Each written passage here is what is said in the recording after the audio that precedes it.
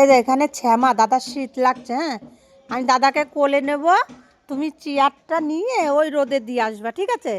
দে, আমি দাদাকে কোলে করে বসিয়ে দেবো। ওঠো বাবা, সোজা হ, সোজা হ, সোজা। বাবা রে, নিয়ে আসি একটা।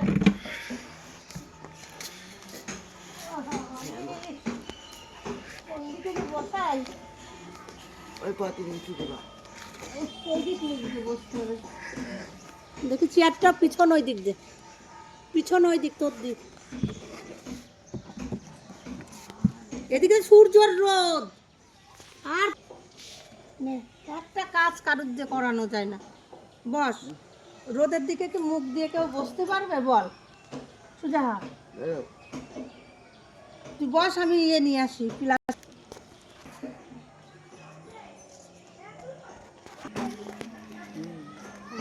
পাইপ তলে নাও, বস থাকো। হ্যাঁ, ব্যাস হয়েছে। এখন এটা টুপি খুলে ফেললো, কিছু না।